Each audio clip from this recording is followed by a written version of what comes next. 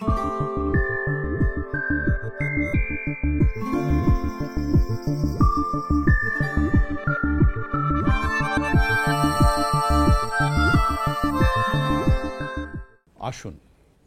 আমরা একটা বন্ধ দরজায় নক করি। আপনি যতক্ষণ পর্যন্ত নক না করবেন দরজা কিন্তু কেউ খুলবে না। মানুষের ভেতরে এরকম অন্ধকারের দরজা আছে, সেই দরজা খুলতে হলে কি করতে হয়? নক করতে হয়। এখন মানুষের ভেতরের অন্ধকারের দরজা তো আর সরাসরি সত্যি আঙ্গুল দিয়ে নক করলে হবে না। চক্ষু, আপনার হৃদয়, আপনার মন এবং অস্তিত্ব দিয়ে নক করতে হবে, সেটি হচ্ছে বই। আপনি যখন একটা ভালো বই পড়বেন আপনার অন্ধকারের দরজাটা খুলে যাবে এবং আলোয় ভরে উঠবে আপনার অন্ধকার পৃথিবী। এভাবেই বই মূলত আমাদের সভ্যতাকে, পৃথিবীকে বাঁচিয়ে রেখেছে এবং প্রতিদিন সামনের দিকে এগিয়ে নিয়ে যায়। বলা হচ্ছে এই সময়, আধুনিক একটা সময়, যন্ত্রের সময়, যে আমাদের বই আমরা একটু কম পড়ছি। কিন্তু কেন পড়ছি কম বই? অথচ বই তো আমাদের অন্ধকারের আলো এবং জোনাকির মতো জ্বলে। এই পরিপ্রেক্ষিতে আজকে জাতীয় গ্রন্থকেন্দ্র আয়োজিত বই বান্ধব সমাজ গঠনে করণীয়, এই বিষয়ে আমরা কথা বলবো। একটা আলোচনা অনুষ্ঠান। এই আলোচনা অনুষ্ঠানে আমাদের সঙ্গে আছেন আফসানা বেগম, বিশিষ্ট কথা সাহিত্যিক এবং জাতীয় গ্রন্থকেন্দ্রের পরিচালক।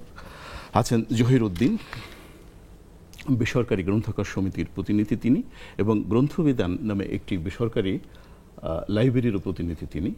আছেন সোনিয়া খানম আহ্বা, শিক্ষার্থী, ইডেন মহিলা কলেজ এবং পাঠক প্রতিনিধি ও ভালো বই পড়ে। আমাদের সঙ্গে আছেন বিশিষ্ট সাহিত্য সম্পাদক এবং নিজে কবিও বটে আর গণমাধ্যম প্রতিনিধি আলতাফ শাহনওয়াজ। আমাদের সঙ্গে আছেন মাহরুখ মহিউদ্দিন, ব্যবস্থাপনা পরিচালক the University Press Limited. University Press লিমিটেডকে আমরা ইউপিএল নামে চিনি। আপনাদের সবাইকে দর্শক স্বাগত জানাই। শুরুতেই যাব আফসানা বেগমের কাছে। আফসানা আপা, এই যে বিষয়টা বই বান্ধব সমাজ গঠনে করণীয় এবং আপনারা আয়োজন করছেন জাতীয় গ্রন্থকেন্দ্রের পক্ষ থেকে, এর পেছনের ঘটনাটা কি? কেন আপনারা এই আয়োজন করতে প্রস্তুত হলেন বা রাজি হলেন এবং পাঠকদের সামনে আসলেন? ধন্যবাদ আপনাকে। আমাদের জাতীয় গ্রন্থকেন্দ্রের যেটা কাজ, যে আমরা একটি পাঠক সমাজ তৈরি করতে চাই। তো আমাদের এই কাজকে আমরা ছোট ছোট ভাগে ভাগ করেছি, যে কিভাবে বইকে বন্ধু করে তোলা যায়। যে কারণে আজকে আমরা এরকম একটি বিষয় নিয়ে কথা বলছি, যে আমরা যেমন চাই যে বন্ধু আমাদের পাশে থাকুক, সেরকম বই যেন পাঠকের পাশে থাকে এবং নতুন পাঠক তৈরি হয়, এবং যারা পাঠক আছেন তারা যেন আরও বেশি বেশি বই পান, পড়তে পারেন, তাদের কাছে বইটি পৌঁছে দেওয়া বা তাদেরকে বই পড়তে উৎসাহিত করা, এই কাজগুলোই মূলত আমরা মোটা দাগে করে থাকি। এবং সেটা বিভিন্নভাবে করি, হয়তো কখনো মেলার মাধ্যমে করি, বই মেলা যেটা ঢাকার বাইরে আমরা আয়োজন করি। কখনো আমরা লাইব্রেরির কাছে যাই, যেন লাইব্রেরির যত পাঠক আছে, বেসরকারি লাইব্রেরির যত পাঠক আছে, তাদের মাধ্যমে, সেই সংগঠকদের মাধ্যমে আমরা যেন সেই পাঠকদের কাছে পৌঁছতে পারি। পাঠক সমাজ তৈরি করে আসলে সমাজের অনেক কলুষতা, অনেক কিছু থেকে আমরা, সমস্যা থেকে বেরিয়ে আসতে পারি। এই বিশ্বাসটা নিয়ে কাজ করছি বলেই হয়তোবা বই বান্ধব সমাজ গঠনে আমরা আগ্রহী।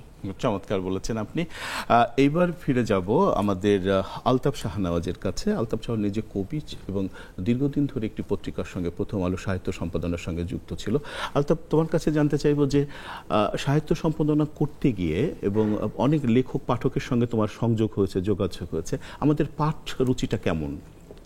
আমি যে সময় আসলে প্রথম আলোতে সাহিত্য সম্পাদনা শুরু করেছি, আমার কাছে একটা জিনিস নিজের কাছেই মনে হয় যে একটা ট্রানজিকশন, মানে একটা সময় থেকে আর একটা সময়ের ভিতর যাওয়া আমি দেখেছি। আমি আসলে শুরু করেছি 2013 সালে, আজকে 2025।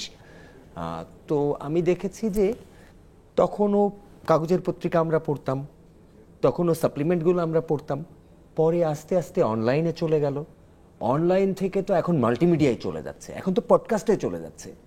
তো ওই একটা ট্রানজিশনাল সময়ের আমার খুব ইন্টারেস্টিং লাগে যে আমি ওই ট্রানজিশনটা খেয়াল করছি। আগে যেমন আমার অভিজ্ঞতাই আছে যে কোনো লেখা, কারো লেখা ছাপা হলে বা কারোর কোনো বুক রিভিউ ছাপা হলে ফোন পেতাম প্রচুর। সে ওই লেখকের ফোন না, মানে পাঠকের ফোন পেতাম। পরের দিকে আমি দেখলাম যে না, ফোন পাচ্ছি না। সেই লেখাটা যদি ফেসবুকে যখন যাচ্ছে, যখন অনলাইনে শেয়ার হচ্ছে, তখন ফোন পাচ্ছি। এরপরে দেখলাম যে না, ওটাও হচ্ছে না, যখন মাল্টিমিডিয়ায় যাচ্ছে তখন। এই যে চেঞ্জগুলো, এই পরিবর্তনগুলো আমি তো এই 14-15 বছরে একেবারে নিজের চোখের সামনে আমি আমি আমি একদম ফিজিক্যালি সাক্ষী হয়েছি। তো ওই জায়গা থেকে মনে হয় যে আমাদের পাঠরুচি, বাঙালি কখনোই বাঙালি বই পড়ে কিন্তু খুব সিলেক্টিভ, মানে পাঠকও তো হরে ধরে হবে না, খুব সিলেক্টিভ। আর একটা জিনিস মনে হয় যে আমাদের একটা ব্যাপার ছিল যে আমাদের বাবা মা আমাদের বই পড়ানো শিখিয়েছেন। তো আমার মনে হয় যে এখন আমরা যারা বাবা মা, আমরা কি আমাদের ছেলে মেয়েদের বই হাতে তুলে দিচ্ছি? ফলে মানে বই বান্ধব সমাজ গঠনে যদি করণীয় হয়, আমরা যদি অন্ধকারকে টোকা দিতে চাই, তাহলে ছেলে মেয়েদের হাতে যে কোনো ফর্মে বই দিতে হবে, সেটা মোবাইলের ভেতরে করে হইলেও। মানে বাহ, খুব চমৎকার বলেছে যে ফরম্যাট চেঞ্জ হয়ে গেছে, বই মানুষ পড়ছে হয়তো কম পড়ছে অথবা বেশি পড়ছে। এবং আপনার সঙ্গে আলাপ করে যেটা জানলাম যে নানা জায়গায় আপনি যে লাইব্রেরিতে যাচ্ছেন সেখানে কিন্তু পাঠকরা বই পড়ছে, তরুণ ছেলেমেয়েরা আসছে। এইবার ফিরে যাব জহিরুদ্দিন ভাই আপনার কাছে। আপনি তো বেসরকারি গ্রন্থাগারের সঙ্গে যুক্ত আছেন এবং গ্রন্থ বিতান নামে একটি গ্রন্থ সাধারণ সম্পাদক আপনি। লাইব্রেরিতে, বেসরকারি লাইব্রেরিগুলোতে বই কেমন পড়া হচ্ছে, কারা বই পড়ছে? এখন যে সমস্যাটা হচ্ছে বই পড়তে চাচ্ছে না, আমরা মনে হয় পাঠককে ঠিক উপযুক্ত বইটা তার হাতে দিতে পারছি না যে সে কি বইটা পড়তে চাচ্ছে। কারণ লাইব্রেরিগুলি বেশিরভাগই দেখা যায় অনেক পুরানো হয়ে গেছে, 100 বর্ষ 50 বছর, ওদের ওখানে পুরানো বইয়ের সংখ্যা বেশি, নতুন ক্লাসিক বই বা নতুন লেখকদের বই খুব বেশি একটা পাচ্ছে না। জাতীয় গ্রন্থ কিন্তু যেভাবে দিচ্ছে সেটা প্রয়োজনের তুলনায় খুবই কম হয়ে যাচ্ছে। আর পাশাপাশি সরকারি সাহায্যটাও দরকার, সরকারি সাহায্য সেভাবে আসে না পাঠাগারগুলিতে। যদি মিলিয়ে সব কিছু করা যায়, তাই আমি মনে করি না যে ইন্টারনেট বা ফেসবুক এগুলি প্রতিবন্ধকতায় দাঁড়াবে বই পড়ার জন্য। আমাদের পাঠাগারে ভালোই পাঠক পাচ্ছি, এবং আমার পাশে যে আছে সোনিয়া খানম আভা, সে আমাদের পাঠাগারের পাঠক, নিয়মিত বই পড়ে, এবং পর্যাপ্ত সুযোগ সুবিধা পেলে আমার মনে হয় পাঠক বেড়ে আসবে। এই যে পর্যাপ্ত সুযোগ সুবিধা পেলে, এটাতে আপনি কি বোঝাতে চাইছেন? পাঠক তো তার নিজের ইচ্ছায়, ধরুন আমরা যখন আরো 30-40 বছর আগে বই পড়া শুরু করেছে, কোনো সুযোগের অপেক্ষায় তো করিনি, আমরা তো নানা জায়গা থেকে বই কালেকশন করেছি। 5 কিলোমিটার হেঁটে গিয়ে আমরা বই এনেছি একটা বই পড়বার জন্য। বইটা শেষ না করা পর্যন্ত আমাদের কোনো মানে নিঃশ্বাস নেওয়ার সুযোগ ছিল না। বই না পড়ে কিভাবে GPA 5 পাবে? আমরা অন্য বই এনে দিচ্ছি না তাকে যে তুমি এই গল্পের বইটা পড়ো বা এই সাহিত্যের বইটা পড়ো, কিংবা হিস্ট্রিটা পড়ো, কিংবা দেশের কথাটা জানো। এটা একটা গুরুত্বপূর্ণ কথা বলেছেন। শুধু দর্শক, এখন যাব মাহরুখ মহিউদ্দিনের কাছে। মাহরুখ মহিউদ্দিন ইউপিএল, আমরা যে ইউপিএলকে চিনি, ইউপিএল এমন একটি প্রতিষ্ঠান বাংলাদেশে যারা হচ্ছে আমাদের একটা পাঠক রুচি তৈরি করবার ক্ষেত্রে খুব গুরুত্বপূর্ণ ভূমিকা পালন করেছেন, এবং এতে মহিউদ্দিন সাহেব, আমাদের মাহরুখ মহিউদ্দিনের পিতা, খুব গুরুত্বপূর্ণ ভূমিকা পালন করেছিলেন। এবং বলা যায় যে আমাদের বাংলাদেশ স্বাধীন হওয়ার পর ইউপিএলই একটি গুরুত্বপূর্ণ জায়গা পালন করেছেন ভালো বই, মেকআপ গেটআপের দিক থেকে ইতিহাস সমৃদ্ধ বই তৈরি করবার ক্ষেত্রে ইউপিএল একটা চমৎকার ভূমিকা আছে। সেই ইউপিএল-এর মাহরুখ মহিউদ্দিন, আপনার কাছে জানতে চাইব যে আপনারা তো একটা চমৎকার প্রকাশনা সংস্থার সঙ্গে যুক্ত আছেন, আমাদের পাঠক রুচির, এই যে সবাই একটু একটু করে হলেও বলছে যে বই পড়ছে না, কিন্তু আপনি তো ভালো বইটা দিচ্ছেন, তারপরে কেন পড়ছে না? অনেক ধন্যবাদ এই আয়োজনের জন্য, এবং যে আলোচনাগুলো হচ্ছে সেটা আমার মনে হয় যে এটাও যদি কিছুটা আমাদের পাঠে আগ্রহ তৈরির ক্ষেত্রে ভূমিকা রাখে। কারা দেখবেন জানি না, তো আমি ইনফর্মাল জায়গা থেকে বলতে চাই। ইনফর্মাল।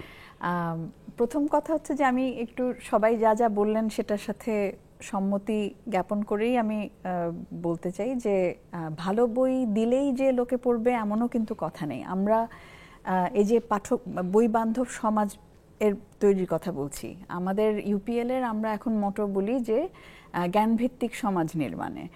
এটা একটা প্রতিষ্ঠানের মোটো না হয়ে এটা আসলে একটা রাষ্ট্রীয় মোটো হওয়া দরকার অবশ্যই। এবং সেটা যদি আমরা মনে প্রাণে বিশ্বাস করি যে আমরা একটা জ্ঞানভিত্তিক সমাজ তৈরি করতে চাই, তাহলে আমার মনে হয় উপায় বের করা, মানে পাঠকে কিভাবে আরো বহুল ভাবে এটাকে একটা চর্চার মধ্যে নিয়ে আসা যায়।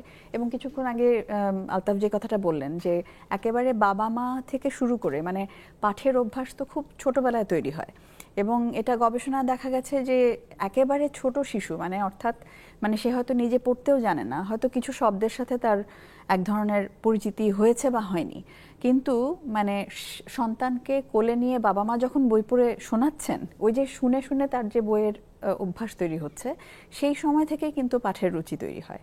এবং এখন খুব সম্প্রতি যেমন বিবিসিতে একটি প্রতিবেদন এসেছিল যে বইকে ব্যবহার করা হচ্ছে থেরাপি হিসেবে। এই যে বিভিন্ন রকমের মেন্টাল হেলথ ক্রাইসিস নিয়ে আমরা প্রতিদিন নানান রকম স্ট্রাগল করি, তো সেখান থেকেও কিন্তু বোঝা যাচ্ছে যে পাঠটা আমাদের একটা মানে মানুষ হিসেবে আমাদের যে মস্তিষ্কের চাহিদা, আমাদের যে ভালো থাকবার চাহিদা, সেই জায়গাতে পাঠটা কতখানি জরুরি। এটা গেল আপনার বইয়ের জায়গা থেকে। বাবা মা, শিক্ষক, স্কুল, এই সব কিছুর যেমন ভূমিকা আছে, সবার আগে আমি এটা এই এতদিনে আমার প্রায় 15 বছর আমার প্রকাশনার সঙ্গে সংযুক্তি, যদিও ছোটবেলা থেকেই বাবার কারণে, প্রতিষ্ঠানের কারণে আমাদের বইয়ের সঙ্গে সংযুক্তি, কিন্তু মানে জায়গাটা এখানেই যে একটা রাষ্ট্র যদি তার অগ্রাধিকারের জায়গায় এটাকে একেবারে সামনে না নিয়ে আসে, এখানে যদি বরাদ্দ না বাড়ে, এখানে যদি স্ট্র্যাটেজিক চিন্তাভাবনাগুলো না হয় যে আজকের দিনের বাস্তবতায় আমরা কিভাবে বই পড়ার দিকে মানুষকে আগ্রহী করে তুলব। এতক্ষণ শুনছিলাম মাহরুখ মহিউদ্দিনের বক্তব্য। এবার আমাদের এই যে আমরা টেবিলে আছি 6 জন, তার সবচেয়ে কনিষ্ঠ যে, এবং সে হচ্ছে পাঠক প্রতিনিধি এবং ইডেন মহিলা কলেজের শিক্ষার্থী সোনিয়া খানম আভা। কি বই পড়ছো? বই তো অনেক ধরনের বই পড়া হচ্ছে, ফিকশন, নন ফিকশন, এগুলোই পড়ছি। তবে আমি যেহেতু ইংরেজি সাহিত্যের শিক্ষার্থী, আমি ইংরেজি বইটা যেরকম আমার একাডেমিক্যালি পড়ছি, কিন্তু বাংলা যে বইটা, আমার দেশের যেই সংস্কৃতির যেই বইগুলো, এগুলো আমাকে বেশি টানছে। তখন আমার মনে হলো যে না, ইংরেজি সাহিত্য পড়ার আগে বোধহয় আমার বাংলা সাহিত্যটা ভালো করে পড়া উচিত। কারণ আমি এই বড় বড় সাহিত্যিকদের কথা বোঝার থেকে আমার দেশের সাহিত্যের কথাটা বুঝতে পারলে আমি ওটাকে রিলেট করতে পারছি যে না, উইলিয়াম শেক্সপিয়ার আসলে কি বুঝাতে চেয়েছে, তার কথাটার ঢঙের সাথে আমার দেশের হয়তো রবীন্দ্রনাথকে বলি বা আখতারুজ্জামান ইলিয়াস, হ্যাঁ আখতারুজ্জামান ইলিয়াস, হাসান আইজুল হক, এরা কি লিখছেন, এরা কি বলছেন, এটা রিলেট করা যায়। হ্যাঁ, রিলেট করতে পারছি এবং আমার বোঝাপড়াটা একটু মনে হয় ভালো হচ্ছে যখন এইটা পড়ছি। হ্যাঁ, আর আমরা আসলে মাতৃভাষায় পড়ে যে আনন্দটা পাই এবং যতটুকু ফিল করতে পারি, ইংরেজি সাহিত্যে আমি যতই ভালো হই ওইটা কিন্তু ওরকমভাবে ফিল করতে পারি না। তো তখন থেকে আমি যখন সাহিত্যে ভর্তি হলাম, তখন মনে হয়েছিল একবার যে না, আমার মনে হয় বাংলা সাহিত্যে পড়াটা আমার মনে হয় বেটার ছিল। তাহলে মনে আমি সত্যি সাহিত্যর যে রস, এটা মনে আমি বুঝতে পারতাম। তারপর আবার মনে হলো যে না, ইংরেজি সাহিত্য পড়ে আমার আরেকটু মনে হয় সমৃদ্ধিটা একটু বাড়বে, কারণ তারা তো একটু এগিয়ে আমাদের নানান কিছু থেকে। তখন মনে হয় যে না, ঠিক আছে, এদিকে আমি বাংলা সাহিত্যটা তো আমি পাচ্ছি, আর ইংরেজি সাহিত্য যেহেতু আমার নিজের অধ্যায়ের জায়গা, সেখান থেকে মনে হয় যে দুইটাকে মিলে আমি সাহিত্যর যেই ভালোত্বটা আমি সেটা মনে হয় নিতে পারছি। তুমি একটা বই পড়েছো হাসান আইজুল হকের, যে বইটা পড়ে গ্রন্থকেন্দ্র আয়োজিত একটা প্রতিযোগিতায় তুমি প্রথম হয়েছো, সে বইটা কি ছিল? ৭১-এর করতলে ছিন্ন মাথা, হাসান আইজুল হক। জি জি। ও বইটা পড়ে তুমি কি অনুভব করলে? ৭১টাকে তুমি কিভাবে অনুভব করেছো? আসলে ৭১ তো আমাদের অস্তিত্ব। হ্যাঁ, আমরা যখন বই পড়ি কিছু কিছু বই, তখন আমাদের মধ্যে ওই চেতনাটা পুরোপুরি চলে আসে, কিন্তু যখন আবার অন্যান্য বই পড়ছি তখন হয়তো ভুলে যাচ্ছি, কিন্তু আমাদের ভিতরের ওই বোধটা কিন্তু থেকে যায়। হ্যাঁ, এখানে ৭১-এর করতলে ছিন্ন মাথার একটা জায়গায় আমাকে, অনেকটা জায়গায় আমাকে নাড়া দিয়েছে, তার মধ্যে একটা জায়গা আমাকে খুব বেশি নাড়া দিয়েছিল। এখানে বলা হয়েছে যে যুদ্ধের সময় নদী দিয়ে লাশ ভেসে যাচ্ছে, নারীর লাশ ভাসছে, হ্যাঁ, পুরুষের লাশ ভাসছে, শিশুর লাশ ভাসছে, হ্যাঁ শিশুর লাশ, নারীর লাশ উপর হয়ে ভাসছে আর পুরুষের লাশ চিত হয়ে ভাসছে। তো এই জিনিসটা আমি মানে নানানভাবে ব্যাখ্যা করি। একটা জায়গায় আমি মানে এটা আমার নিজস্ব একটা ব্যাখ্যা থাকে যে এটা বোধহয় মানে বৈজ্ঞানিকভাবে, যেহেতু নারীর পশ্চাৎ বা ভারী, সে হয়তো উল্টে যাচ্ছে, অথবা লেখক বোধহয় এখানে কোনো ম্যাটাফর ইউজ করেছে যে নারী খুবই লাজুক, অথবা এই সমাজকে সে তার মুখটা দেখাতে চায় না, যে সে এরকম ছিন্ন ভিন্ন হয়ে ভাসছে, তাই হয়তো সে তার নিজের মুখটাকে আড়াল করার জন্য সে উপর হয়ে ভাসছে। আর পুরুষ কোনো কিছুতেই পরোয়া করে না, সে মৃত্যুর পরেও সে বুক টান টান করে চিত হয়ে ভাসছে। লেখক হয়তো এটা বোঝাতে চেয়েছে, এটা আমার উপলব্ধি। আরেকটা জায়গায় একটা গল্পের মধ্যে থাকে, এটার নাম গল্প যেটা ৭১ করতালে ছিন্ন মাথা, এখানে রফি নামের একজন ক্যারেক্টার থাকে। এখানে সে যুদ্ধ করেছে বলে তার মাথাটা কেটে ফেলা হয় এবং তার এই মাথার চুল ধরে পুরো বাজারে ঘুরে দেখানো হয়, তোমরা যদি যুদ্ধে যাও তাহলে তোমার অবস্থা এরকম হবে, তোমরা যদি মুক্তিযুদ্ধে যাও। হ্যাঁ, মুক্তিযুদ্ধে এই কাজটা করে রাজাকাররা। হ্যাঁ, রাজাকাররা, যে যদি তুমি যুদ্ধে যাও, এই যে দেখো পরিণতিটা কি। এটা পুরো বাজারে এটা ঘুরিয়ে ঘুরিয়ে দেখায়। মানে এই যে অবস্থাটা, এটা আমি আসলে এই বইটা পড়ে আমি নিতে পারিনি।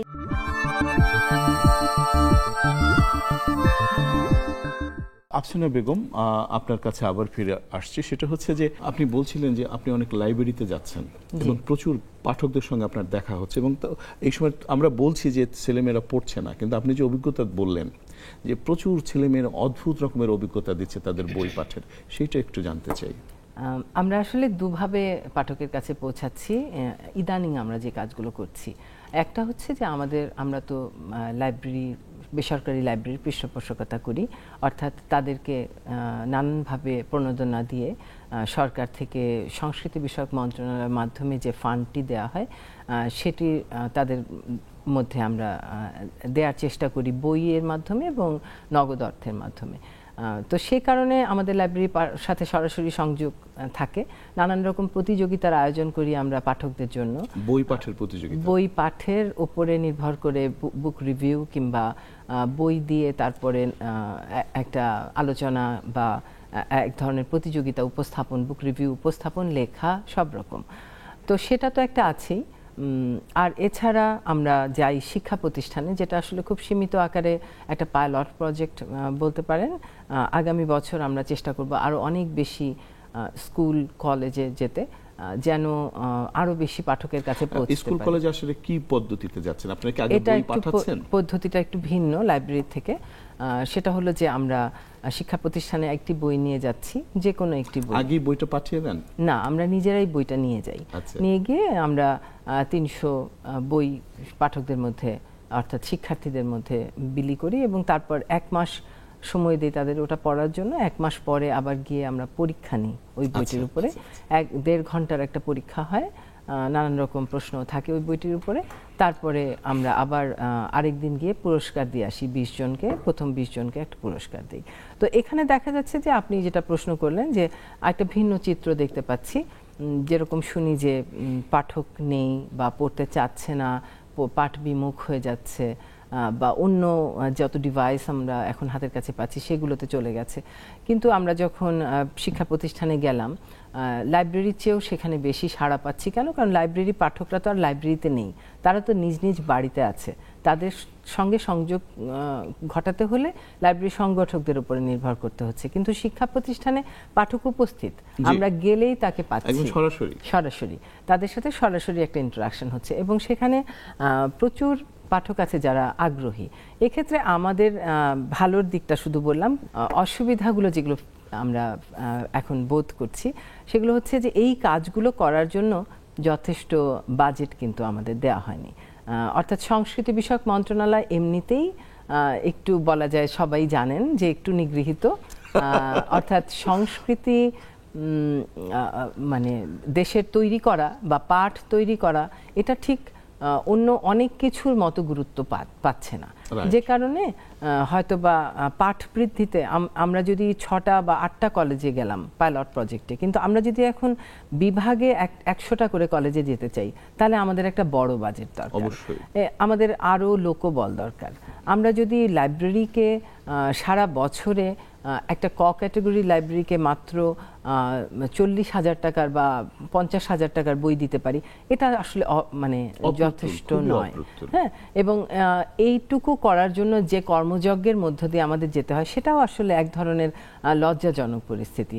আমার ধারণা যে বাজেটটি আছে সেটি আরো অনেক যদি বৃদ্ধি পেত, তাহলে আমরা পাঠকদের সাথে অনেক সহজে আরো সংযোগ ঘটাতে পারতাম নিজেদের, এবং আরও অনেক রকম কর্মপরিকল্পনা নিতে পারতাম এই চ্যানেলগুলো দিয়েই, একটা শিক্ষা প্রতিষ্ঠান আর একটা লাইব্রেরি।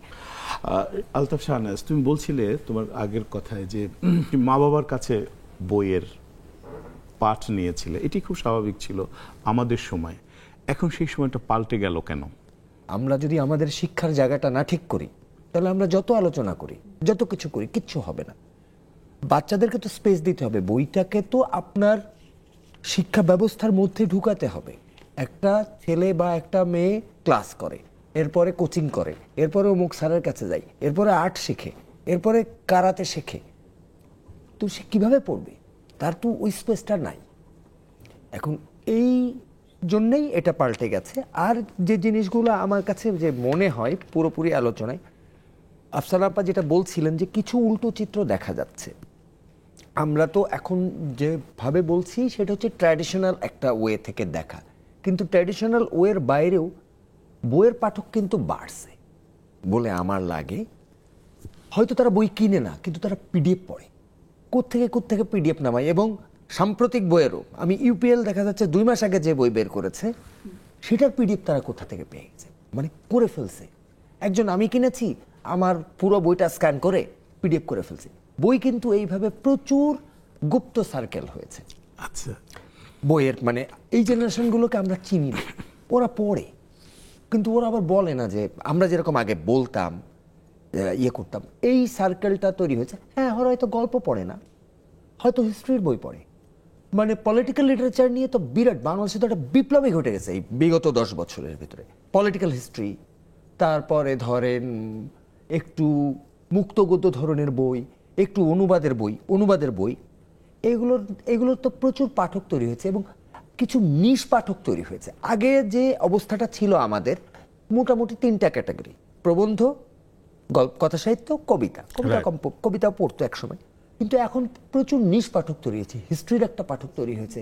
এখন যে বিষয়গুলো আপনি বলছিলেন যে নেই কেন, প্রচলিত গণমাধ্যমে, আমি তো প্রচলিত গণমাধ্যমে অনেকদিন কাজ করেছি, প্রায় 20 বছর। একটা যে জিনিসগুলো আমাদের সংকটটা কোথায়, আমাদের যারা প্রকাশক, এখানে মাহরুক আপা আছেন, মাহরুক আপা বাংলাদেশের শীর্ষ 3টা প্রকাশনীও যদি বলি তাহলে ওনার প্রকাশনীর নাম আসবে। অনেক ভালো বই করেছেন উনি এবং অনেক, কিন্তু ওনারা বই করেন, ভালো বই করেন। বইয়ের তো প্রচার লাগে, এই প্রচারটা আসবে কোত্থেকে?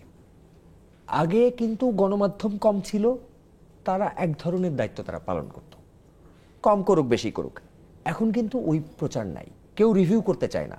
একদম আমি আমার অভিজ্ঞতা থেকে বলতে পারি, কেউ রিভিউ করতে চায় না, হাত পায়ে ধরে রিভিউ করাতে হয়। আজ থেকে 10 বছর আগেও পরিস্থিতি এরকম ছিল না। আর যারা লেখক আমাদের যারা, তারা কেউ নিন্দার কাটা গায়ে বিঁধতে চান না, মানে তার বই নিয়ে কেউ কথা বলবে এবং সম্পর্কটা নষ্ট হয়ে যায়। এই সমাজ, এই পুরো পরিবেশটা আমরা তৈরি করেছি। ফলে আমাদের দেশে বইয়ের রিভিউ নাই, মানে বইয়ের প্রচার নাই, গণমাধ্যমেরও ডিরেকশন নাই। প্রচলিত গণমাধ্যমও আসলে ভালো বই কি কোনটা, ধরেন কালকে আমি একটা বই দেখলাম, সোহুল আহমেদের একটা বই গ্রন্থিক করবে, মানে 47, 71 এবং 24-এর গণঅভ্যুত্থান নিয়ে। টাইটেলটা দেখে আমার কাছে ইন্টারেস্টিং মনে হলো। এখন কোনো গণমাধ্যম, প্রচলিত গণমাধ্যম কি সোহুল আহমেদের বইটা নিয়ে বড় কোনো কাভারেজ দিবে? আমার অভিজ্ঞতা বলে দিবে না, কারণ তারা বলবে হু সোহুল আহমেদ। সোহুল আহমেদ একটা ইয়াং রাইটার, কেবলমাত্র শুরু হয়েছে। তো এই পরিস্থিতিগুলোও কিন্তু আমাদের একটু ওভারকাম করতে হবে বা একটু রিথিঙ্ক করতে হবে, যে সমাজটাকে যদি আগাতে চান, বই বান্ধব সমাজ যদি করতে চান, আমাদের কিন্তু রিথিঙ্ক করতে হবে। কারণ আমার খুব মনে পড়ে ক্লাস 10-এ আমি যখন ক্লাস 10, তখন কিন্তু আমি নির্মলেন্দু গুণের সবার আগে চাই সমাজতন্ত্র বইটা ঝিনাইদহ মতো প্রত্যন্ত একটা মফস্বল শহরে পেয়েছি। এখন যদি আপনি ধরেন যে আফসানা বেগমের বই কি প্রত্যন্ত মফস্বলের একটা রাইটার পাচ্ছে না, পাচ্ছে না। সেই ব্যবস্থাটা তো আপনাকে করে দিতে হবে। বই তো প্রকাশ করে প্রকাশক, এক লেখক লেখে, প্রকাশক প্রকাশ করে, কিন্তু সেটা তো পাঠকদের কাছে, যে আজকে অমুক লেখকের একটা ভালো বই বেরিয়েছে, বা হাসান আইজুল্লাহের আরেকটা বই বেরিয়েছে, কিংবা শওকত আলীর প্রদোষে প্রাকৃত যে নতুন করে বেরিয়েছে, এটা পড়েন। এই বিষয়গুলো কিন্তু কোনো বিজ্ঞাপন নাই আমাদের প্রকাশকরা কি করেন, অধিকাংশ প্রকাশকেরা বই প্রকাশ করে জাস্ট রেখে দেন। এটা অনেকটা দায়িত্ব হচ্ছে যে লেখক নিজে বিজ্ঞাপন করবেন, এবং নিজে কাঁধে করে বইগুলো দোকানে না, দোকানে পৌঁছে সবাই দেবেন। কিন্তু অধিকাংশ তা না, না, না, না না, না না, অধিকাংশ আমি এটা নিয়ে কথা হয়েছে একটু বলি। যে অল্প কিছু, আমি মনে আমাদের বাংলাদেশে যে প্রকাশক তার মধ্যে হয়তো যে শতকরা 20 জন ছাড়া অধিকাংশ প্রকাশক তাই।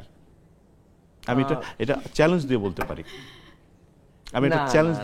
আমি আপনার সাথে একটু দ্বিমত করি মনে হয়। সবাই এখন যারা ইয়াং প্রকাশক বা প্রকাশকদের ধরনও বদলাচ্ছেন, প্রচুর অনলাইনে প্রচুর প্রোগ্রাম তারা করার চেষ্টা করেন, আমি জানি। কিন্তু এই কথাগুলো আমাদের বলতে হবে, আলোচনাগুলো আমাদের চালিয়ে যেতে হবে এবং বলতে হবে যে কেন বইয়ের প্রকাশনা যখন হয় সেটির কেন এটা বিজ্ঞাপন হয় না, তার কোনো প্রকাশনা অনুষ্ঠান হয় না, তার কোনো দেখেন আপনি বারবার বিজ্ঞাপনের কথা বলছেন, প্রচার মানে বিজ্ঞাপনের ধারণাটা কিন্তু চেঞ্জ হয়েছে। এখন তো প্রচুর প্রকাশনী আমি দেখি ফেসবুকে পেজ বুস্ট করেন, ওনারা ওইটুকুই করতে পারেন। এখন ধরেন উনি 20,000 টাকা খরচ করে পত্রিকা বিজ্ঞাপন দিতে পারবেন না। বইয়ের দাম বাড়বে, এটা খুবই স্বাভাবিক, কিন্তু এটা করতে হবে তো কাগজের জন্য। আমি একটু যুক্ত করতে পারি। আপনি যেটা বলছেন খুবই ন্যায্য কথা, যে বই একই সঙ্গে একটা জ্ঞানের বাহন, একই সঙ্গে সে একটা পণ্য। হ্যাঁ, তো তাকে অবশ্যই তার প্রমোট করতে হবে, পাঠকের কাছে পৌঁছে দিতে হবে। কিন্তু আপনি যখন বলছেন যে এটা করতে হবে, করার পেছনে যে একটা ইকোনমিক রিয়ালিটি আছে, সেটাকেও কিন্তু আপনার ভাবতে হবে। অবশ্যই। এবং আমরা বিশেষ করে যে দক্ষিণ এশিয়ার কথা আসলো, দক্ষিণ এশিয়ায় কিন্তু এটা বাংলাদেশ, ভারত, পাকিস্তান নিয়ে শুরু করে এই পুরো অঞ্চলেই কিন্তু আমরা দেখছি যে আমাদের এখানে বই প্রকাশের ধরন যেমন বহির্বিশ্বের বিভিন্ন জায়গাতে কিন্তু একদম ভিন্ন। এক নাম্বার হচ্ছে যে বিশেষ করে আমরা তো তাকিয়ে থাকি এক ধরনের পশ্চিমা বিশ্বের দিকে, তো তারা প্রথমে কি করেন, তারা প্রথমেই কিন্তু জানেন যে তাদের একটা বই বেরোলে, সেটা ফিকশন হোক নন ফিকশন হোক, এটা প্রথমেই হয়তো 10,000 লাইব্রেরিতে চলে যাবে একদম। হ্যাঁ, তো এই কনফিডেন্সটা নিয়ে ওনারা বইটা প্রকাশ করতে পারেন, অর্থাৎ তাদের যে বিনিয়োগ, ইনভেস্ট করতে পারেন তিনি, তাদের বিনিয়োগের পেছনে কিন্তু এই হিসাবটা থাকে যে প্রথমেই তার হয়তো 5 থেকে 10,000 বই বিক্রি হয়ে যাবে বিভিন্ন লাইব্রেরিতে, এবং সেই ভিত্তিতে তারা মানে যথাযথ সম্পাদনা থেকে শুরু করে এর বিজ্ঞাপন থেকে শুরু করে এই সবগুলো কিন্তু পরিকল্পনা করতে পারেন। আমরা কি তার কিছু মাত্র করতে পারি? মানে একটা বইয়ের দাম যখন দেখা যাচ্ছে যে মানে হয়তো ইংল্যান্ডে একটা বই প্রকাশিত হলে তার যে কস্ট, সেটা যদি 100 টাকা হয়, চোখ বন্ধ করে উনি সেটাকে 15 গুণ বাড়িয়ে একটা প্রাইস নির্ধারণ করতে পারেন। আমি 3 গুণও মার্ক আপ করতে পারি না, তার মধ্যে আমাকে ছেড়ে দিতে হবে 1 ভাগ আমার বুক সেলারদের কাছে। সেই বুক সেলার আমাকে 1 বছরও পয়সা ফেরত দেয় না। তো এবং তার উপর সে হয়তো বই শেষ হয়ে গেছে, সেটা আর ওখানে ডিসপ্লেও হয় না। তো বই যদি ডিসপ্লে না হয়, পাঠক কিভাবে জানবে যে এই বইটা পাওয়া যাচ্ছে? আমার পত্রিকা আমার বই প্রমোট করে না। এটা যেটা বললেন যে মানে গণমাধ্যমদের কিন্তু একটা ভূমিকা আছে, যে এটা যদি হয় যে তারা মনে করেন যে এখানে ভালো বই প্রচারের দরকার আছে, এবং ভালো বই কেন, কোনটা ভালো বই কোনটা ভালো বই না, পাঠককেও তো গাইড করতে হবে। কাজেই এই গাইড করার দায়িত্বটা কারা নেবেন? সেখানে নিশ্চয়ই যারা মানে বুদ্ধিজীবী আছেন বা মানে বই যাদের একটা পড়ার মানে কি বলবো অভিজ্ঞতা আছে, তারা তো এই ব্যাপারে গাইড করতে পারেন, এবং তাদেরকে কেন গণমাধ্যম নিয়ে আসবে না? এখন এই দায়িত্ব যদি আমাদের প্রকাশকদের পালন করতে হয়, তাহলে আমাকে আগে নিশ্চিত করতে হবে যে আমার 10,000 বই বিক্রি হবে। তো সেই নিশ্চয়তাটা তো মানে প্রকাশককে তো, আর আপনি যেটা বললেন যে বই ফেলে রাখে, প্রকাশক কেন বই ফেলে রাখবে? এটা তো তার মানে আত্মহননের মতন, কারণ সে যদি বই ফেলে রাখে, তার তো বই মানে বিক্রি না হলে তারই টাকাটা ফিরে আসবে না। তো কাজেই মানে প্রকাশকের, আমরা যে বাস্তবতায় প্রকাশনা করি, আমরা যতটুকু এফোর্ড করতে পারি, আমরা অবশ্যই প্রথম আলোতে আমরা বিজ্ঞাপন দিয়ে আমরা এফোর্ড করতে পারবো না। প্রথম আলো কেন, মানে একটা মানে অনেক মাঝারি সারির পত্রিকাতেও আমরা বিজ্ঞাপন দিতে পারবো না। সে কারণে আমরা কি করি, আমরা ফেসবুক বা অন্যান্য যে সোশ্যাল মিডিয়া, তার মাধ্যমে আমরা বিজ্ঞাপন দিই। গ্রন্থনীতি যেটা প্রণীত হয়েছে, সেটা 2014 সালে রিভাইজ করে এটা পড়ে আছে, এটা এত বছর ধরে পড়ে আছে, বাস্তবায়ন হয়নি। কেন সেটা হয়েছে, আমার মনে হয় সেটা খতিয়ে দেখা দরকার। সেটা কি আমাদের অগ্রাধিকার আমরা দিতে পারছি না, আদৌ আমরা এই সেক্টর নিয়ে ভাবছি কিনা? এক্স্যাক্টলি, মানে এটা আদৌ আমাদের মানে চিন্তা ভাবনার এর মধ্যে আছে কিনা। যেমন আমরা শুধু পাঠক তৈরি করব, কিন্তু বাকিগুলো যে স্টেক হোল্ডার্স গুলো আছে, পুরো বইয়ের প্রকাশনাটা ফেব্রুয়ারি কেন্দ্রিক। সারা বছর কোনো বই কেউ প্রকাশ করছেন না, ফেব্রুয়ারিতে অনেক কম সম্পাদিত অসম্পাদিত বই হুড়োহুড়ি করে একসাথে এতগুলো বই বেরোচ্ছে, যেখানে পাঠক আসে বিভ্রান্ত হয়ে যাচ্ছে এবং একজন পাঠকের পক্ষে খুঁজে বের করাই সম্ভব না যে আসলে কোন বইটা তার পড়তে হবে বা কোনটা পড়লে তার ভালো লাগবে, কোনটা তার প্রয়োজন। এই জিনিসটাই বা কে তাকে গাইড করবে? এই যে মানে স্রোতের মধ্যে মাছ শিকার করা কিন্তু খুব কঠিন। তো সেই ফেব্রুয়ারির বইমেলা দেখলে আমার কাছে এরকমই মনে হয়। আবার গণমাধ্যমের কথা, যে অ্যাডভার্টাইজমেন্টের কথা আপনি বললেন, সেখানেও দেখা যাচ্ছে যে অনেক অযোগ্য বইকে খুব ফ্লারিশ করে খুব বড় করে তুলে ধরা হচ্ছে, যেটাতেও আবার পাঠক ক্ষতিগ্রস্ত হচ্ছে, বিভ্রান্ত হচ্ছে। তো সেখানেও আমরা বুঝতে পারছি না যে আসলে অ্যাড দেখে সেই বইটা কি পাঠক পড়বে বা নাকি কার মতামত মানে গুরুত্ব দেবে। একটু যোগ করতে চাচ্ছি। হ্যাঁ, আমার একদম পাঠক হিসাবে অভিজ্ঞতা, লেখক হিসাবে অভিজ্ঞতা এবং সম্পাদক হিসাবে অভিজ্ঞতা। হ্যাঁ, বলো। আমরা আসলে 60s-এ আটকে আছি। ধরেন কালকে যদি কথার কথা হাসান নাজিরুল হকের একটা, হাসান নাজিরুল হক যদি বেঁচে থাকতেন, হাসান নাজিরুল হকের যদি একটা বই বের হতো, এর পরের সপ্তাহে বাংলাদেশের সমস্ত প্রমিনেন্ট সংবাদপত্র সাহিত্য পাতায় ওনার একটা বড় সাক্ষাৎকার ছাপত, যে কিভাবে উনি এই বইটা লিখেছেন, কতদিন ধরে লিখেছেন, কিভাবে। ইটস এ বিগ প্রমোশন এবং হি ডিজার্ভড ইট। এখন ধরেন বাংলাদেশের যদি সবচেয়ে বড় লেখক আপনি কাকে বলবেন? কথার কথা আমরা ধরি শাহাদুজ্জামান, ধরলাম। এখন শাহাদুজ্জামানের কালকে একটা বই বেরোলো, আমি দৈনিকের পত্রিকা হিসেবে আমি কি এটা করছি? আমি তো এটা করছি না। কিভাবে হবে তাহলে?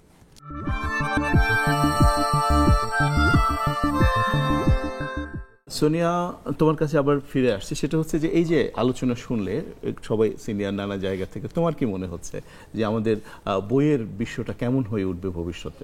আমরা আসলে বাংলা একাডেমির যেই বইমেলা হয়, তখন আমরা যেহেতু শিক্ষার্থী, আমরা খুব হয়ে যাই, ওই শেষমেশ গিয়ে ওই রবীন্দ্রনাথ পড়বো, নজরুল পড়বো, বঙ্কিম পড়বো, এগুলো মানে নতুন পাঠক যে সুন্দর লিখছে, এটা আমাদের কাছে, নতুন লেখক যে সুন্দর লিখছে, হ্যাঁ, এটা আমাদের কাছে আসে না। কারণ আমরা ওরকম ভাবে তো দেখছি না, কেউ বলছে না যে এই বইটি ভালো, তাহলে না আমরা বুঝবো না এই বইটা ভালো, আমরা এই বইটা কিনি, এটা থেকে কিছু একটা জানি। আর একটা শিক্ষার্থীদের হয়ে আমার যেটা বই কিনতে গেলে বইমেলায় তো শুধু বই কিনবো, কিন্তু এত টাকা দিয়ে তো বই কিনতে পারি না, বইয়ের দাম বেশি, যে কারণে লাইব্রেরির একটা বড় গুরুত্ব। লাইব্রেরিগুলোতে ভালো বই থাকাটা খুব জরুরি। যে বই যদি থাকে যে না এখানে এই বছরের বইমেলা থেকে এই এই বইগুলো কেনা হয়েছে, তাহলে কিন্তু আমার চাপ পড়ছে না যে আমার এতগুলো বই কিনতে হবে, তখন কিন্তু আমি ওই লাইব্রেরি থেকে অনেকগুলো বই পড়তে পারছি। আপনারা কিভাবে বই কেনেন? ধরেন জাতীয় গ্রন্থ কেন্দ্র তো আপনাদের একটা হেল্প করে, আপনারা নিজেরা কেন অর্থ জোগাড় করে নির্বাচিত বই, ভালো বই বইমেলা থেকে কিংবা 12 মাস কোনো জায়গা থেকে বই কেনেন কিনা? ধন্যবাদ। প্রথমত আমরা বাংলা একাডেমির বইমেলা থেকে বই কিনি, আর বই কেনার আগে আমাদের পাঠাগারে একটা নোটিশ বিজ্ঞপ্তি আকারে দিয়ে দেওয়া হয় পাঠকদেরকে, যে কার কি বই পছন্দ। এটা আমরা 1 মাস ব্যাপী এটা নোটিশ দিয়ে দিই এবং বিজ্ঞপ্তি আকারে আমাদের পাঠকদের কাছেও পাঠিয়ে দিই। সেই তাদের চাহিদা মোতাবেক আমরা বইগুলি কেনার চেষ্টা করি। আমরা যখন ইংরেজি বই পড়ি, দেখা যায় অনেক সময় অনেক কিছু বুঝি না, মানে এই যে অনুবাদের বইটার প্রতি কিন্তু আমাদের অনেক বেশি আগ্রহ, কিন্তু সেই অনুযায়ী কিন্তু আমরা অনুবাদের বই পাই না। হ্যাঁ, বাংলা একাডেমি যদি এরকমই নির্ধারণ করে দিত, তারা সারা বছর অনুবাদ করবে, বা শিক্ষকরা কিছু শিক্ষকদেরকে যে এরা অনুবাদই করবে, তাহলে কিন্তু আমরা অনেক বই পড়তে পারি। হ্যাঁ, বলি আপনার সাথে একটু দ্বিমত করি। এখন কিন্তু অনেক অনুবাদের বই বের হচ্ছে। এখন আমি এটা বলতে চেয়েছিলাম, প্রচুর অনুবাদের বই হচ্ছে, অনেক অনুবাদের বই বের হচ্ছে, কিন্তু ওই যে বললাম সেই বইগুলো কেউ জানে না, খবর নিতে। প্রচারটা খুবই কম, খুব ওঠানামা আছে অনুবাদের মানের ক্ষেত্রে। হ্যাঁ, ওটাও দেখতে হবে। আসলে একটা বিষয় এই আলোচনাগুলো থেকে বলতে ইচ্ছে করছে যে বই ভালো হচ্ছে, সেটা ফিকশন হোক, নন ফিকশন হোক, অনুবাদ হোক, মৌলিক হোক, সেই বইটি যদি সরকার অর্থাৎ জাতীয় গ্রন্থকেন্দ্র এবং এরকম যতগুলো প্রতিষ্ঠান আছে যারা লাইব্রেরিতে বই পৌঁছে দিতে পারে, তারা যদি ঠিক ওইভাবে প্রতি বছর বইগুলো ওইভাবে নির্বাচন করে বইগুলো যদি পৌঁছে দিত, তাহলে আজকে সব লাইব্রেরিতেই কিন্তু যে বই পাঠ্য বা পাঠযোগ্য বা পাঠের প্রয়োজন সেই বইগুলো থাকতো হাতের কাছে। এবং অনুবাদ প্রচুর পাঠক এখন পড়তে চাচ্ছে। এবং অনুবাদের কিন্তু একটা মার্কেট, আমি সরাসরি মার্কেট শব্দটাই বলছি, অনুবাদের একটা চমৎকার মার্কেট তৈরি হয়েছে, হ্যাঁ, একটু মানের দিকটা আমাদের ভাবতে হবে।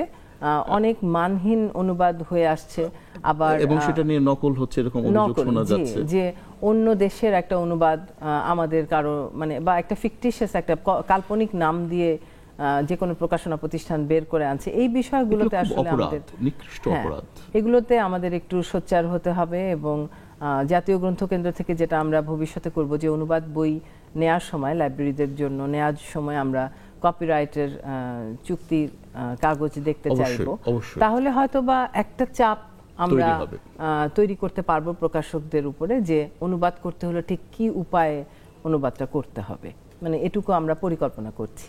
ঠিক। জহিরুদ্দিন, আপনার কাছে আরেকটু জানতে চাই যে লাইব্রেরি এখন যে পর্যায়ে আছে, আরো কি করলে লাইব্রেরি আরো মানুষের কাছে, পাঠকদের কাছে পৌঁছতে পারে, কি ভাবছেন? এরকম কোনো ভাবনা আপনাদের আছে কিনা? 800 থেকে 1000 লাইব্রেরির মতো লাইব্রেরি আছে। সেই লাইব্রেরিগুলিকে সরাসরি জাতীয় গ্রন্থকেন্দ্রের মাধ্যমেই দেখাশোনা করার কথা, কিন্তু বাস্তবে যা সরকার যতটুকু অনুদান দেয় জাতীয় গ্রন্থকেন্দ্রের মাধ্যমে, এগুলি কোনো লাইব্রেরির জন্য পর্যাপ্ত না। খুবই ধরুন, যেমন যখন বললো ক গ্রেডে 40,000 টাকা পেয়েছে, 40,000 সামথিং, সেখানে যদি আপনি একটা বৈদ্যুতিক বিলই ধরেন 36,000 টাকার বেশি এসেছে একটা লাইব্রেরিকে। লাইব্রেরিটাকে খোলা রাখতে হয়, সেখানে একজন লাইব্রেরিয়ান পেইডের দরকার আছে। সরকারকে আরও এগিয়ে আসতে হবে এই কাজ করার জন্য। সাংস্কৃতিক মন্ত্রণালয়ের মধ্যে আমার মনে হয় সবচেয়ে অবহেলিত যে ক্ষেত্রটা আছে সেটা জাতীয় গ্রন্থকেন্দ্র। আপনার মনে করবেন কিনা আমি জানি না, তারা যে অর্থটা তারা নিজেরা দিতে পারে না, ওই মন্ত্রণালয় থেকে যা আসে মনোনীত হয়ে আসে, ওনারা শুধু জানে যে একটা প্রতিষ্ঠানকে যে বাড়াবে, এই প্রতিষ্ঠানটা ভালো, একে অনুদান বাড়িয়ে দিতে পারবে, আপনাদের মনে হয় সেটু করতে পারছে না। এবং প্রতিটা লাইব্রেরির আর্থিক দুরবস্থা খুবই করুণ। আমি সেদিন এই সিলেটের পঞ্চখণ্ড একটা লাইব্রেরিতে গিয়েছিলাম, বিরানি বাজার লাইব্রেরিটা এত সুন্দর, এত ভালো জায়গায়, নিজেদের জায়গায় অবস্থিত লাইব্রেরিটা, 3 তলা, মানে সরকারি সহায়তা বা বইয়ের অভাবে নাই, তাদের পাঠকের ঘাটতি। পাশাপাশি শ্রীমঙ্গল একটা পাঠাগারে গেলাম, এটা সরকারি পাঠাগার, গত 2 বছর কোনো নতুন বই কেনা হয়নি, কিন্তু সেটার সভাপতি ডিসি মহোদয়। ভাবতে অবাক লাগে, তো বেসরকারি পাঠাগারগুলি কিভাবে চলবে? সরকারি সহায়তা আরও বেশি করে বাড়াতে হবে, এবং বইগুলি যাতে আমাদের পছন্দের বই চাপিয়ে না দেওয়া হয়, পাঠক পছন্দের বইগুলি যাতে লাইব্রেরিতে দিতে পারে। যাতে খুব গুরুত্বপূর্ণ কথা বলেছেন আপনি, যে আমাদের পছন্দের বই না, পাঠকের পছন্দের বই দিতে হবে। সেটাই বলতে চাচ্ছিলাম, যে এখানে বসে যদি আমরা ঠিক করি যে পাঠককে কি পড়তে হবে, সেটা হবে না। যেমন আমরা এবার চেষ্টা করেছি যে পাঠকদের দিক থেকে জানতে, যে তারা কি পড়তে চান, এবং সেইভাবে বই নির্বাচনের সময় আমরা ওই বিষয়টি দেখেছি। বিষয়ভিত্তিক লেখক বা মানে বইয়ের ক্যাটাগরি। একটু বলিয়ে প্রশ্ন, সরকারি অনুদানটা ডবল করা যায় কিনা? যেভাবে দিচ্ছে এতে তো চলছে না, জানেন। আর বইয়ের ব্যাপারটা, পছন্দের ব্যাপারটা যদি এটা আপনি আফসানা আপাকে শোনাচ্ছেন, দাবি করছেন আফসানা, আপনাদের পক্ষ থেকে আমি মন্ত্রণালয় বলবেন। আমি ওনার সাথে গলা মিলিয়ে বলতে চাই, দ্বিগুণ করলে হবে না, আসলে 5 গুণ করতে হবে, কারণ আমরা অনেক ক্ষেত্রেই অনেক টাকা খরচ করছি। আমার কাছে অনেক সময় মনে হয় যে আমরা সবাই দেশের ভালো চাই, আমরা আমাদের ওই জায়গাটা একটা ঐক্য আছে, যে আমরা সবাই চাই আমরা এগিয়ে যাই, কিন্তু আমরা জানি না যে কোন জায়গাটায় আমাদের টাকাটা খরচ করতে হবে, বা কোন জায়গাটায় আমাদের আসলে কাজটা করতে হবে। তো সেই জায়গাটা এরকম একটা জায়গা হতে পারে, যে একটা প্রতিষ্ঠান আমরা জাতীয় গ্রন্থকেন্দ্র, যে কিনা এতগুলো লাইব্রেরির সাথে কানেক্টেড, এতগুলো পাঠকের সাথে কানেক্টেড, এবং আমরা শিক্ষা প্রতিষ্ঠানে যেতে পারছি। হয়তো শিক্ষা মন্ত্রণালয় অনেক কাজ করছেন, কিন্তু এই যে আমরা বাচ্চাদের ফিকশন পড়াতে চাচ্ছি, যেন তারা কল্পনা করতে পারে, যেন আবার তারা কল্পনার জগতে এসে, সবকিছুই তো কল্পনা, আপনার ওড়ার কল্পনা ছাড়া তো হেলিকপ্টার, বিমান তৈরি হতো না।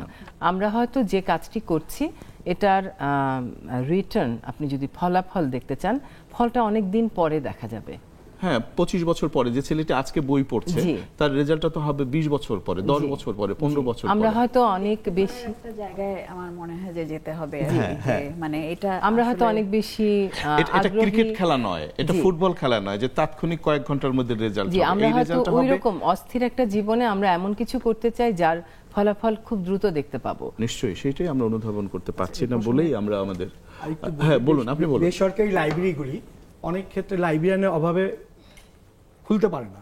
সেখানে যদি জাতীয় গ্রন্থকেন্দ্র বলে যদি একজন লাইব্রেরি নিয়োগ দিতে না পারে বা নিয়োগ দেওয়ার ব্যবস্থা করে বা একজন লাইব্রেরিয়ানের বেতনের ব্যবস্থা করে দেয় এই অনুদান বাজেটের বাইরে, তাহলে মনে হয় অনেক লাইব্রেরি সচল হয়ে আসবে, বন্ধ থাকবে না।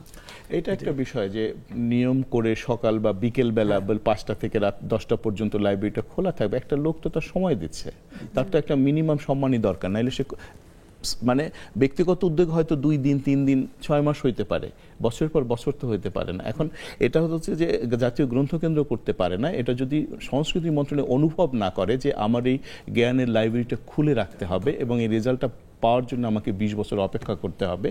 5ই আগস্টের আপরাইজিং এর পরে আমরা সবাই বলছি সমাজটাকে বদলাতে হবে। খুব ভালো, সমাজটাকে বদলাতে হবে। তো সমাজটা তো একটা গাড়ি না যে আপনি মডেল বদলায় ফেলবেন, বা আপনি যদি সমাজটাকে গাড়ি মনে করেন, মডেলটা যদি পাল্টাতে চান, সেটা শুরু করতে হবে কোত্থেকে? আপনাকে শুরু করতে হবে স্কুল থেকে, শুরু করতে হবে বই থেকে, শুরু করতে হবে সিস্টেম থেকে, শিক্ষানীতি থেকে আপনাকে আসতে হবে এখানে। এখন আপনাকে তো টাকা খরচ করতেই হবে। জিনিসটা তো, এটা তো নাট্য অনুষ্ঠান না যে গত বছরের জুলাই হয়েছে, এবছরে আমি জুলাইয়ে নাট্য অনুষ্ঠান করে ফেললাম। এটা খুব দেখার মতো একটা বিষয়। ব্যাপারটা এরকম না, মানে জিনিসটা এরকম না, আপনাকে একটু সময় দিতে হবে, সবুর করতে হবে। সেইটাই তো বলছি, আমরা তো সেইটাই এখন বলছি। যদি আমরা সমাজটাকে বদলাতে চাই, যে আমরা জুলাইয়ের পর থেকে সব কমিশন সবাই বলছি আমরা সমাজটাকে, যেহেতু সমাজটা 16 বছরে পচে গলে গিয়েছিল বা 53 বছর আমরা বদলাইতে পারি নাই, এটা সত্য। মুক্তিযুদ্ধের ফসল আমরা তো ঘরে তুলতে পারি নাই। তো এখন একটা বদলানোর সুযোগ আসছে, তো আমরা একটু চেষ্টা করে দেখি। আমরা মানে সরকার, আমরা মানে সরকারের কর্তৃপক্ষ এবং লেখক পাঠক মানে প্রত্যেকেরই আসলে বদলানো দরকার। প্রত্যেকেরই আমাদের নিজেদের সিস্টেমগুলো একটু রিভিউ করা দরকার। কারণ দেশটা তো আমাদের সকলের, এই দেশটা তোকে এগিয়ে নিয়ে যেতে হবে। আমরা প্রায় অনুষ্ঠানের শেষ করবার কাছাকাছি সময় এসে পৌঁছে গেছি। তো আমাদের অনুষ্ঠানের যে বিষয়টি বইবান্ধব সমাজ গঠনে আমাদের করণীয়, এবং এটা অনুষ্ঠানটা আয়োজন করেছে হচ্ছে জাতীয় গ্রন্থকেন্দ্র। তো শেষ করব তার আগে এই বিষয়ে আসলে ব্যক্তিগতভাবে কে কি করতে পারি আমরা? তোমাকে দিয়ে শুরু করো, তুমি বলো যে বইবান্ধব সমাজ গঠনে আসলে কি পয়েন্ট কি আছে তোমার কাছে, তুমি কি ভাবছো? বই যে আলো, এইটা বোঝানো, এটা ছাত্রদেরকে বোঝাতে হবে, গার্ডিয়ানকে বোঝাতে হবে, আমাদের সমাজের সবাইকে যদি বোঝানো যায় যে বই আসলে আলো, বই ধারাই আমরা আসলে এই আলোকিত করতে পারবো, সমাজকে এগিয়ে নিয়ে যেতে পারবো। একই সঙ্গে নিজেকেও অবশ্যই আমি যদি না বদলাতে পারি তাহলে আমার আশপাশ কিভাবে বদলাবে? হ্যাঁ, এটা এই মেসেজটা বোধহয় খুব ভালোভাবে যদি আমাদের মধ্যে ছড়িয়ে দেওয়া যায় তাহলেই আমরা পারবো বইবান্ধব সমাজ করতে। বাহ, খুব সুন্দর। জহির ভাই বলেন। আমাদের পাঠাগারে আমরা এটা সাপ্তাহিক করার চেষ্টা করছি। আমরা একটা হাতে নিয়েছি আনন্দের মাধ্যমে শিক্ষা। এই স্কুলের বা কলেজের বিশ্ববিদ্যালয়ের পাঠকরা আসছে, তারা টেক্সট বুক বইয়ের বাইরে বইটা পড়ে কি শিখলো, কোনো গল্পের বই, কল্পিত চরিত্র বা বইয়ের সাথে যে সে একত্রিত হয়ে গেল সেটাকে সে প্রেজেন্টেশন করবে। সে একটা চরিত্র বলবে বা গল্পটা বইটা পড়ে কি লাগলো এটা লাগবে, না পারলে কবিতা একটা বলতে হবে, নাহলে একটা। এটা আমরা চালিয়ে যাচ্ছি পাক্ষিক ধরে। আর আমরা এখন যেটা পাঠক আসলেও কমে যাচ্ছিল এটাকে আমরা ধরেছি, এখন আমরা চেষ্টা করছি যে আমাদের আশেপাশে যে ফ্ল্যাটগুলি আছে সেই ফ্ল্যাটগুলিতে আমাদের যে লোক দিয়ে পাঠাবো যে কোন বইটা পড়ছেন। আমাদের একটা ক্যাটালগ আছে, প্রায় 20,000-এর মতো বই আছে আমাদের পাঠাগারে। সেই ক্যাটালগটা দিয়ে পাঠাবো যে আপনাকে কষ্ট করে আসতে হবে না, আমরাই বইটা পাঠিয়ে দিব, আসেন পড়েন, বই পড়েন। চমৎকার, এরকম আমরা একটা উদ্যোগ নিতে চাচ্ছি। আলতাফ শাহনাজ, সর্বশেষ যে বিষয়টি যে বইবান্ধব সমাজ গঠনের একদম কয়েক সেকেন্ডের মধ্যে একটু বল। সব কথা বলে ফেলছি, তারপরও বলো। যে এখন আনুষ্ঠানিকভাবে নিজের কথা বলি। আমার কাছে খুব একটা জিনিস মনে হয়, এক বাক্যে শেষ করি, পরিবার, পরিবার এবং পরিবার। আমি তোমার পরিবার থেকে শুরু হতে হবে। মা থেকে, বাবা থেকে, ভাই থেকে, বোন থেকে, মানে যারা তাহলেই বয়োজ্যেষ্ঠ সবকিছু হবে। তাদের আমি যদি থেকে। আমার মেয়ের হাতে বই তুলে দিই, আজ আমার মেয়ে তো মোবাইল ইউটিউব চালাতে পারে, আমি যদি ইউটিউবে ওর ওই বইগুলো বের করে দিই, গল্পের কার্টুনের বইগুলো বের করে দিই, ও কিন্তু শিখবে এবং ও কিন্তু পড়বে। নিশ্চয়ই নিশ্চয়ই। আপা, অনেক কিছু আসলে এখনো মনে হচ্ছে যে বলা বাকি আছে। এটা থেকেই যাবে। হ্যাঁ, কিন্তু আমার মনে হচ্ছে যে আমাদের একটা প্রবণতা তৈরি হয়েছে যে আগের যা ছিল সব খারাপ, সব ফেলে দিতে হবে। এটা আমার মনে হয় একটু ক্ষতিকর। তো আমি আশাবাদের জায়গা থেকে বলতে চাই যে আমরা দেখছি যে আসলে যারা জ্ঞান খুঁজে নিতে চায় তারা কিন্তু ফিরে যাচ্ছে, যে যারা এই জ্ঞানগুলো একটা ফাউন্ডেশনের উপর দাঁড়িয়ে আছি আমরা, তো সেই ফাউন্ডেশনগুলোকে আমাদের আবার ফিরে যেতে হবে, আমাদের ইতিহাসের কাছে ফিরে যেতে হবে। তো সেই কাজগুলোতে আমি ছোট্ট একটা সামান্য একটা গল্প খালি একটু বলবো, যে আপা ফিকশনের কথা বললেন, আমরা দুটো বই আমাদের গত বছরের মেলার অভিজ্ঞতা, দুটো বই মেলার শেষে এসছে এবং দুটোই নন ফিকশন। একটা হচ্ছে বিচার বিভাগ পৃথককরণ নিয়ে, আরেকটা হচ্ছে অনুবাদের একটা বই, সেটাও নন ফিকশন। সেটা হচ্ছে 1798 সালের একজন পর্যটক না, একজন ফ্রান্সিস বুখাননের ভ্রমণের একটা বর্ণনা। তো সেটার এই দুটো বই আমরা দেখলাম যে মেলার পরে এসে বইগুলো কিভাবে খুব অল্প সময়ের মধ্যে পাঠকরা গ্রহণ করলেন। তো এটা কিন্তু আমাকে আশাবাদ দেয় যে এইরকম সিরিয়াস বিষয়ের উপরেও যে পাঠকদের মধ্যে একটা তৃষ্ণা আছে, তো এইটা আমার মনে হয় যে যে কোনোভাবেই হোক আমাদেরকে ধারণ করতে হবে, এগিয়ে নিতে হবে এবং নীতিগুলোর সমন্বয় করতে হবে। যেমন শিক্ষানীতির কথা উনি বললেন, সংস্কৃতির যে মানে সামগ্রিক নীতি আছে, গ্রন্থনীতি, এইগুলোর মধ্যে সমন্বয় করে এটার যদি আমরা এই লক্ষ্যটা যদি আমাদের ঠিক থাকে যে পরিবর্তন করতে হবে, পরিবর্তনের ইচ্ছাটা খুব সৎভাবে আমাদেরকে দেখে সেদিকে আমাদের কাজ করতে হবে। প্রথম দিকে হয়তো বই বিক্রি হয় না, কিন্তু আমি একটা জিনিস শেষের দিকে আমি অপেক্ষা করি, যেহেতু বইয়ের লাইব্রেরির দোকানে আমি বসে থাকি আমাদের বাংলা একাডেমির, কিছু মানুষ যারা মফস্বলে থাকে তারা কিন্তু বইয়ের ওই পত্রপত্রিকায় বা টেলিভিশনে যে কোনো জায়গায় আলোচনা হয়, সেখান থেকে বইয়ের ক্যাটালগ নিজের মতো করে তৈরি করে এবং এসে কিন্তু খুঁজে সেই বইটি নিয়ে যায়। শেষের দিকে, মেলার শেষের দিকে এই কাজটা হয়, মফস্বল থেকে এই লোকগুলি আসে, তখন আমার বুকটা খুব ভরে যায় যে এই মানুষগুলো বই কিনতে এসেছে। আপা, আপনার কাছে সর্বশেষ জিজ্ঞাসা, আপনি এটা বোঝেন যে কিভাবে আপনার উপর সমস্ত দায়িত্ব, হ্যাঁ, দায়িত্ব তো অবশ্যই বই বান্ধব সমাজ কিভাবে আমরা সবাই গড়ব দেবে এবং দায়িত্বটা নিতে হবে। এই জিনিসটা বোধ করি এখানে আসার পর যে এমনকি সরকারেরও যেখানে যাওয়া হচ্ছে সবকিছুর একটা দায় যেন মাথায় এসে পড়ে এবং মনে হয় যে আমি এটার ভেতরের মানুষ। সুতরাং আগে যেমন বাইরে থেকে অনেক সমালোচনা করতে পারতাম, এখন সমালোচনাটা নিজের করতে হয় করলে, এবং নিজেদেরকে ঠিক হতে হবে। তো আমি মনে করি যে সরকারকে খুব একদম সঠিকভাবে উপলব্ধি করতে হবে যে কেন বই পাঠ দরকার এবং সেই জায়গাটায় আসলে কি কি কাজ করা দরকার। সেটার জন্য জাতীয় গ্রন্থকেন্দ্র আছে, গণগ্রন্থাগার আছে, আর্কাইভ আছে, অনেকগুলো অর্গানাইজেশন আছে যেগুলোর মাধ্যমে আসলে অনেক বিরাট বিপ্লব করে ফেলা সম্ভব বই দিয়ে বাংলাদেশে। কিন্তু এটাকে গুরুত্বপূর্ণ মনে করতে হবে এবং সেই জায়গাটিতে ওই নীতিগুলো নিয়ে যেটা মাহরুখ বললেন, যে নীতিগুলোর সমন্বয় করা এবং সেগুলোকে বাস্তবায়ন করার জন্য যে স্টেপস নিতে হবে, সেই জায়গাটায় আসলে আমাদের কাজ করতে হবে।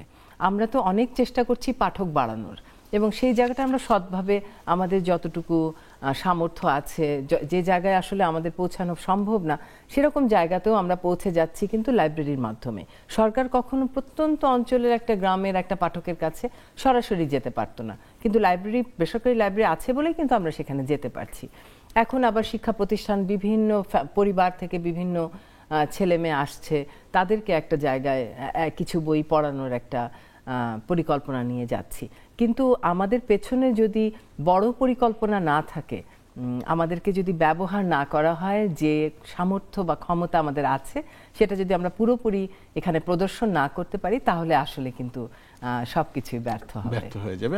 আমরা ব্যর্থ হতে চাই না। এই বাংলাদেশ আমরা অর্জন করেছি সামনে এগিয়ে যাওয়ার জন্য, এবং এগিয়ে যাওয়ার জন্য বই খুব গুরুত্বপূর্ণ এবং অপরিহার্য আমাদের সমাজ ব্যবস্থা পরিবর্তনের জন্য, সামনের দিকে জাগরণের জন্য। আমরা এই তো 1 বছরও হয়নি, 10 মাস হয়েছে আমরা একটি বিপ্লব সাধন করেছি, একটি নতুন পৃথিবী, নতুন বাংলাদেশ, এবং সেটা হচ্ছে যে জ্ঞানের, সেটা হচ্ছে আলোর, অন্ধকারের বিরুদ্ধে আলোর মিছিল তৈরি করতে চাই আমরা। সেজন্য আমাদের বই খুব প্রয়োজন, এবং সে বিষয়ে আলোচনা হলো আজকে, এবং আলোচনায় যারা অংশ নিলেন সবাইকে ধন্যবাদ এবং কৃতজ্ঞতা জানাই। এবং একই সঙ্গে আসুন পাঠক আপনারা যারা আছেন, আমন্ত্রণ জানাই, আবেদন জানাই, বই কিনুন, বই পড়ুন, এবং আপনার সবচেয়ে বড় দায়িত্ব হচ্ছে আপনার সন্তানের হাতে, আপনার নিকটাত্মীয় ছোট ভাই বোনদের হাতে একটা ভালো বই তুলে দিন, একটা ভালো বই তুলে দিন, একটা ভালো বই তুলে দিন।